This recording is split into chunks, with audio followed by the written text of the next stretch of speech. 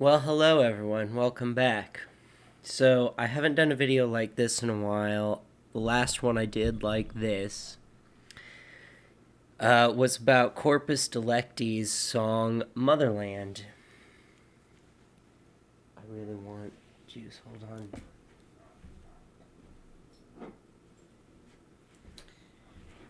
on. This one is going to be New Model Army. They released an album called From Here. Here's a screenshot of the album cover. It's a really good album. This is not paid content. I really do think that it's a really good album, and to any one of my Gothic audience members out there, you don't have to be Gothic to appreciate New Model Army either. They make fantastic songs, absolutely phenomenally talented band. Absolutely just, really talented band.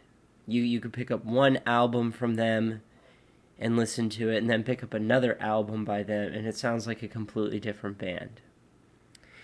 A little history about New Model Army is that they started off in the Bat Cave in London, where the goth scene picked up in the late 70s, early 80s. So they were one of the original goth bands, like goth punk, that played at the Bat Cave. And I'm bringing that to your attention because, for one, some of the way that I'm dressed is somewhat mimicking Sullivan, who's the lead singer of New Model. Basically, I think he writes most of the music for New Model Army. But I put these in kind of to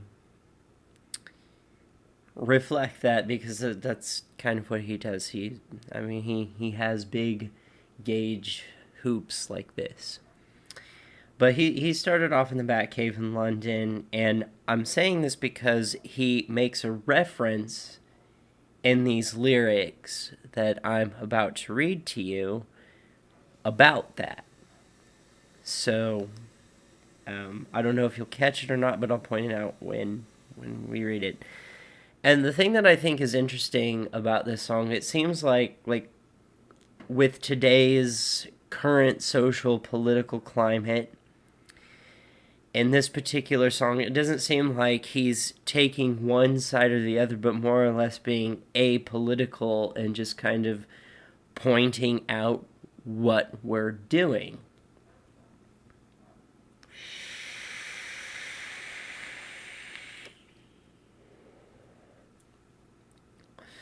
Which is further dividing ourselves. So, this is a song called Never Arriving from the album From Here.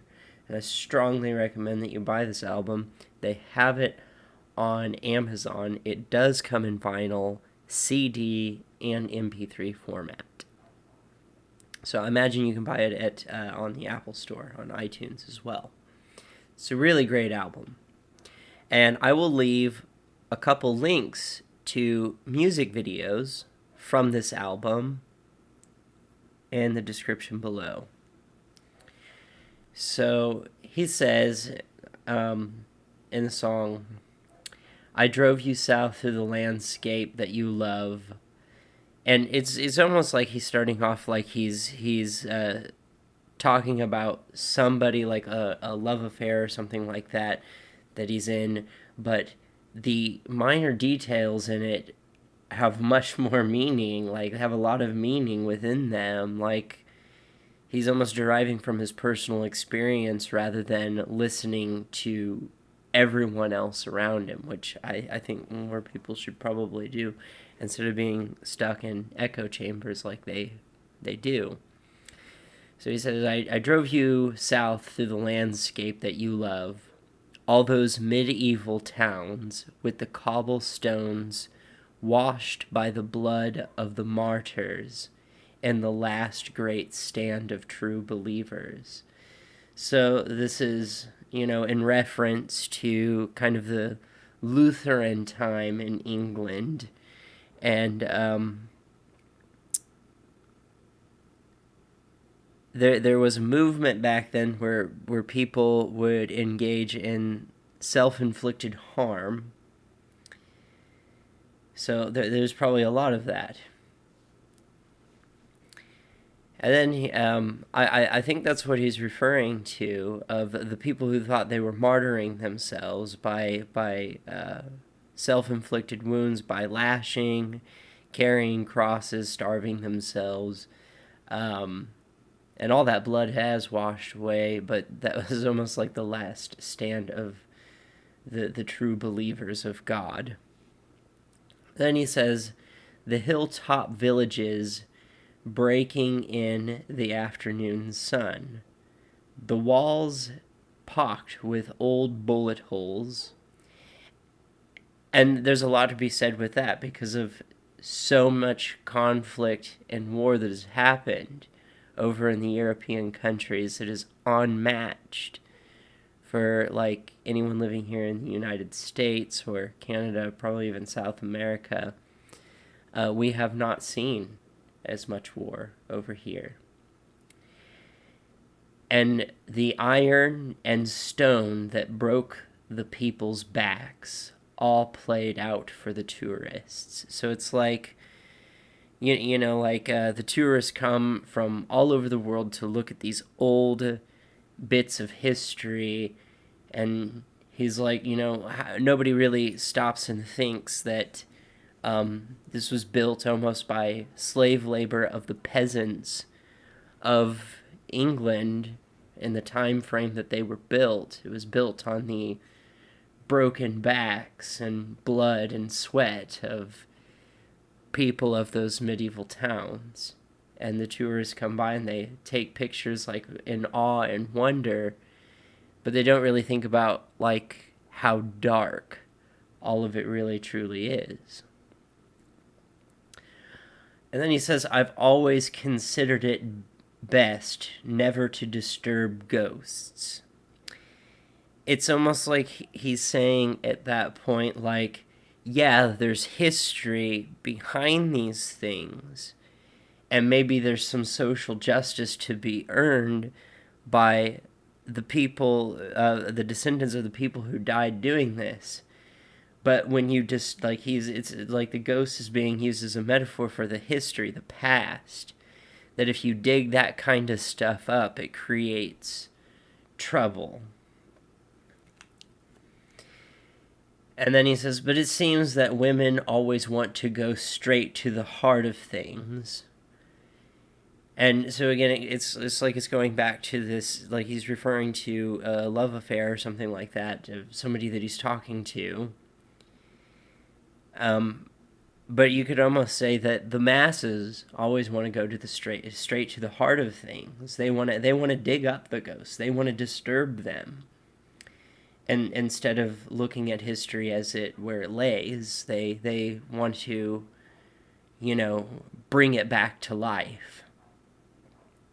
And then he says, and as you said, you have your reasons. Well, you look at the alt-left and the alt-right and the ensuing madness of all of it, and it's like, well, as both of them have said, you have your reasons.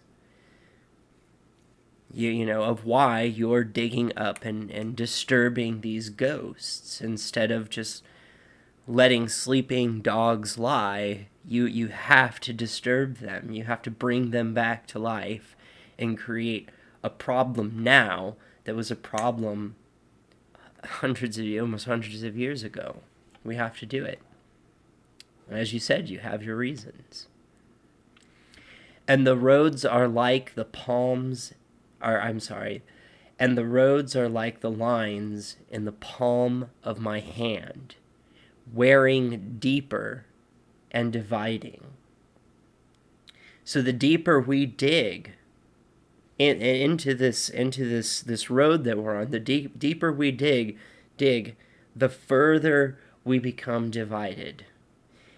And for the 3 a.m. confessions, the safest place that I know is here between departing and arriving.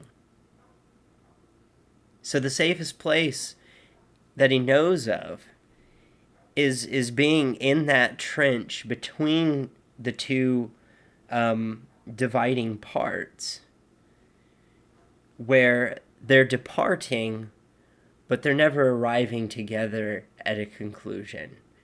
They're departing, they keep separating, and they're never arriving at their full conclusion, their full destination, which is weird.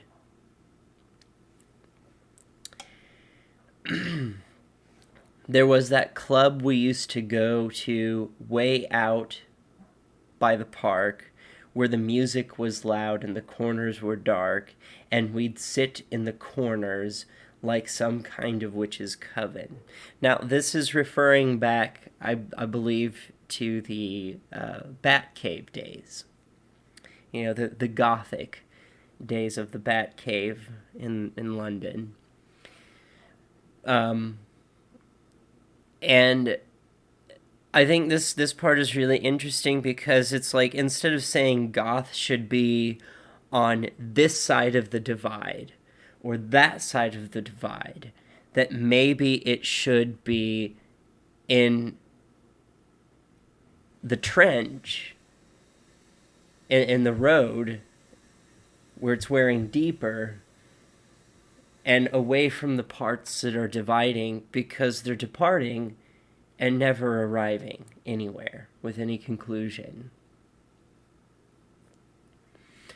That's just my perspective on it. We were so young and brave, always looking for trouble. It's easy to find it when you're looking for trouble. We'd take on all comers. When no more would come, we'd take on each other. So he's talking about that old Gothic punk mentality of like, fuck the system, I'm gonna do what I want, and like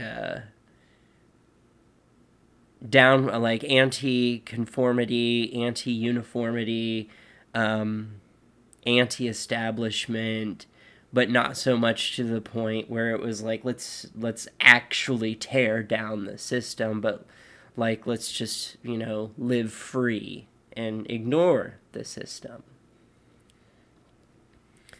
And, he kind of mentions it, like, as he's grown older, looking back on it, it's, being young and brave, always looking for trouble, and then says, well, it's easy to find it. It's easy to find trouble when you're looking for it. And then, once you've taken on all the newcomers or all comers, and when no more would come, then you would turn on each other. But it wasn't for any point. It was just for the sake of wanting to fight, of just to be rebellious.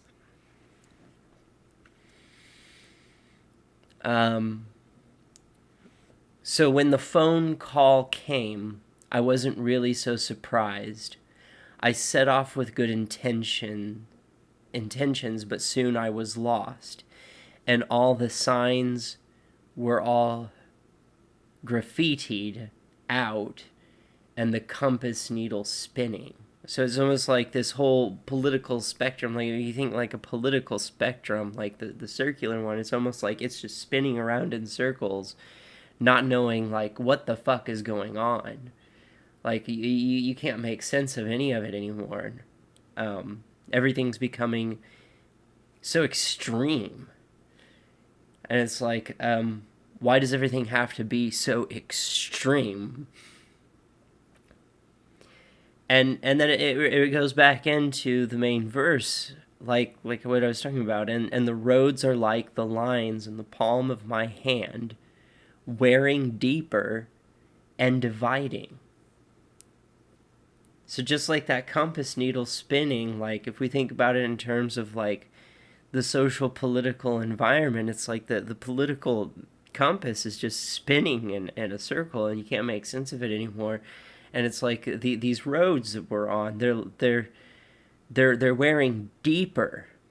They're going deeper and trudging deeper, digging up ghosts and messing with them, digging up the past and trying to reinvoke old things that died a long time ago. And it's like these two sides just keep departing. They keep dividing further and further. And they're never arriving. They're not arriving at their destination as they drive further away from each other. They're not arriving with each other. It's like they're almost going nowhere, or they're just drifting apart.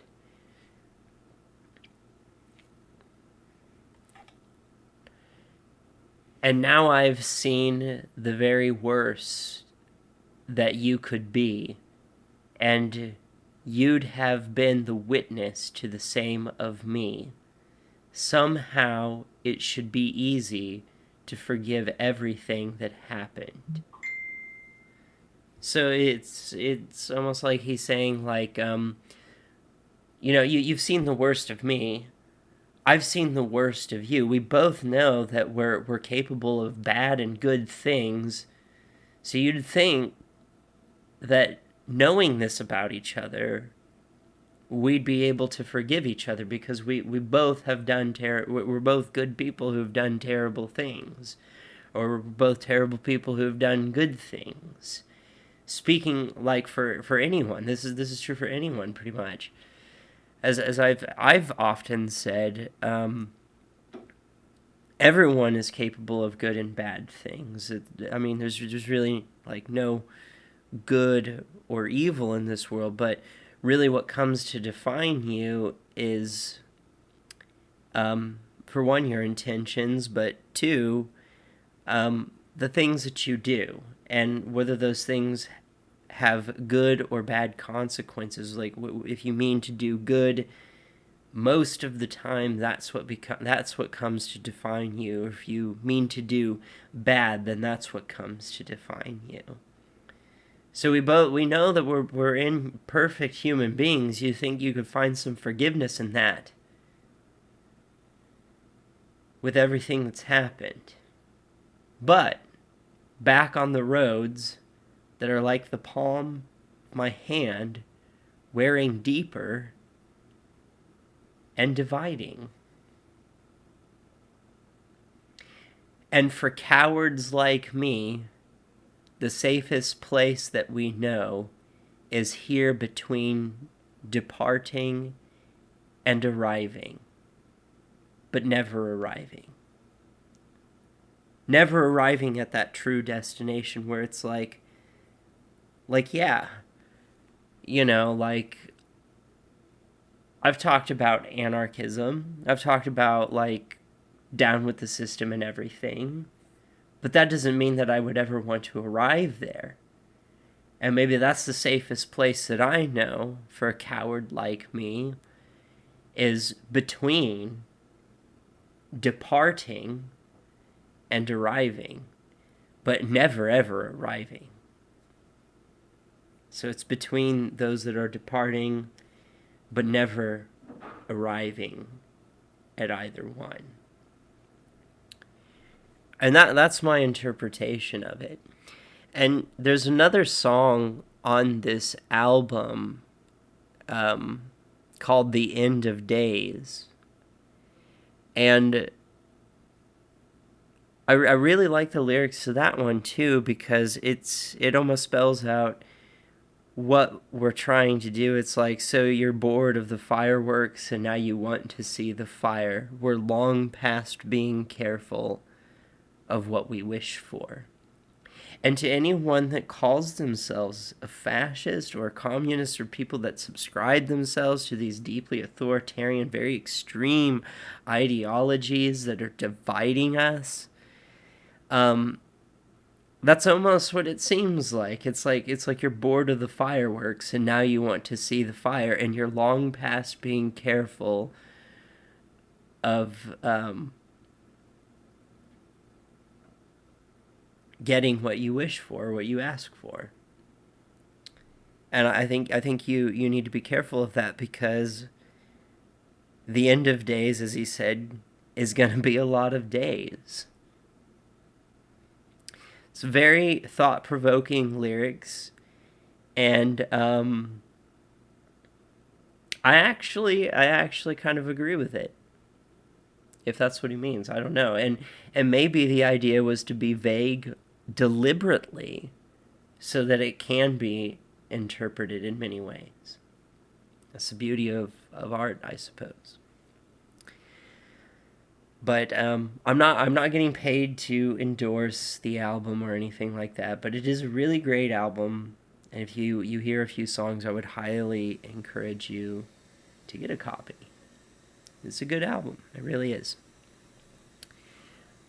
So that is what I think this song is about, and many of the songs on that album. Like there's even one at the end where he says, "Repeat after me, I am the master of nothing." Trying to teach people to humble themselves, stop trying to control everything, because I don't think that you can. I don't think you can control everything. And it almost goes along the lines of like that sort of nihilistic feel of how much can we control, how much can we not control, and I'm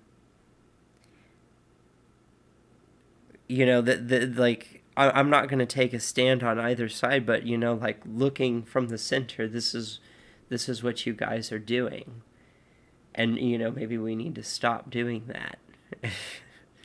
Just a thought. And I think it's interesting because the goth scene has usually been able to do that very well. Is like tell it how it is and not how you want to hear it. And it's usually a sad message of like I'm sitting here watching society shoot itself in the foot, and I don't know why they insist on doing it, but they do. And there's other elements too of talking about how like the people at the top of the hill, they're pushing their power, and it's crushing us, and we need to do something about that. But we want to compare it to things that happened long ago, instead of dealing with the situation in front of us from our own perspective. They dealt with the situations from their own perspective in the past. Why are we looking to the past to deal with things that are happening now? When we definitely should learn from the past, but we should use the perspective and knowledge of things that we know of what's happening that's relevant today to deal with today's issues. There's a lot of ways that this could be interpreted. It's a beautiful song and a beautiful album. Let me know what you think in the comment section below. Like, share, subscribe, comment. Hit the bell button on any channel you're subscribed to. And with that, I'm out.